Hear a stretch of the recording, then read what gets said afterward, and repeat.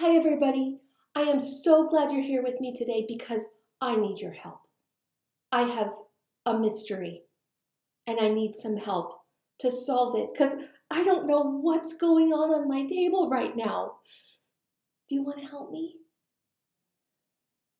Pause this video and get your best detective gear. I'm talking magnifying glasses so you can see clearly, maybe a big cloak or a hat, because we don't want anyone to know about this. Not yet, anyway. See you in a little bit. If you're ready to solve this mystery, pay attention, okay? Every time I go into a crime scene, there are clues. Do you see any clues here? I can tell from this crime scene that bunnies were involved and somebody was in the middle of a phone call. The clues always tell a story. Let's find out what these clues are telling us in their story. There's some eggs, which is why I think bunnies might be involved, even though bunnies don't lay eggs. I noticed there's 12 eggs. 12 is the same as a dozen. And I notice that each egg is different, a different color, and there's things inside each egg. Let's look at what is inside each egg. In the pink egg, there's a rock. In the purple egg, there's a spear. In the light orange egg is a spiky, round thing, almost like a crown. In the light purple egg is a cup. In the pink egg, there's coins. And in this egg, there's hands. It almost looks like they're praying. In the blue egg, there is a donkey. It's a very small donkey. In the green egg, there's a whip. That looks scary. And in the other green egg, there's some nails, but these nails look like they're in the shape of a cross. The light blue egg has a white sheet. And the most peculiar of all is the white egg, because there's nothing inside.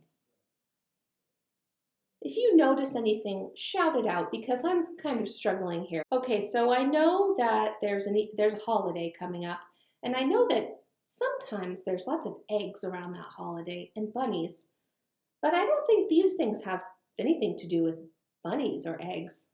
But there has to be a connection. That holiday that's coming up is Easter, right? Yeah, Easter. April 4th is Easter this year. It always moves around. But this is just puzzling because these things don't have anything to do with bunnies and eggs and chocolate. But they do have something to do with the Bible. Okay, I sort of am starting to see the story that these clues are telling. In the blue egg, there's a donkey. And last week at the Kids Weekly Devotional, we talked about how Jesus rode into Jerusalem on a donkey. So that makes a little sense. What are these clues? What is the story these clues are telling?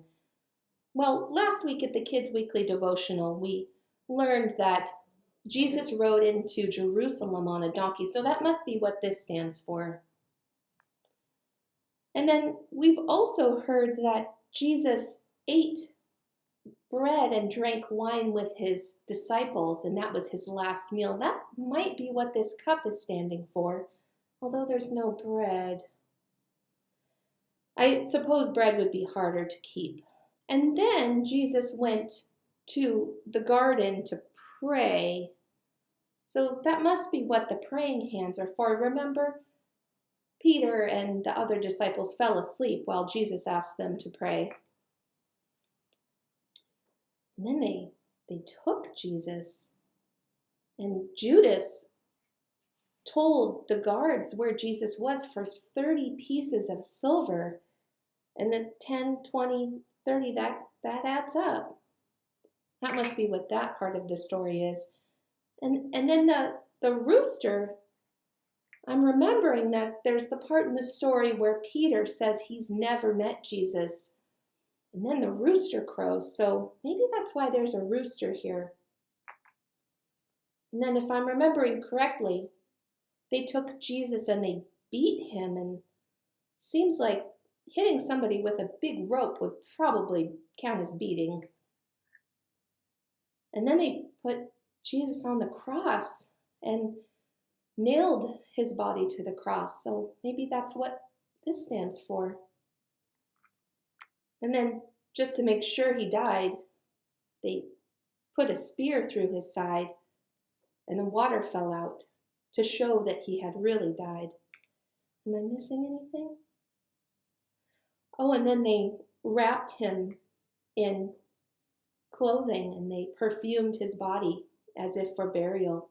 They wrapped him up in hundreds of pounds of linens and then put him in a tomb, and just to make sure he was dead, they rolled a stone in front of the tomb. So that must be what this rock stands for. The only one I'm a little confused on, oh my gosh, I just forgot.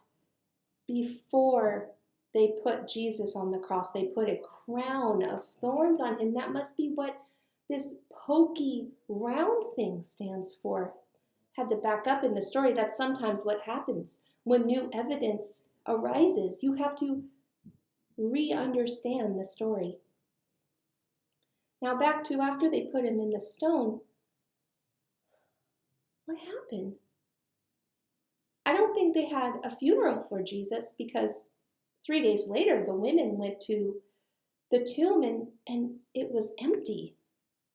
Just like this egg is empty. Oh my gosh, I just put it together.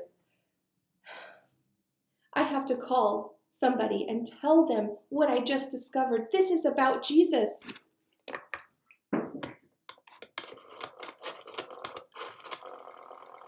Hello? Yes, the kids and I just figured out that Jesus died on the cross for our sins. And he rose from the dead. Yes, I didn't believe it at first either. Oh my gosh, this is amazing. I've just put together the clues.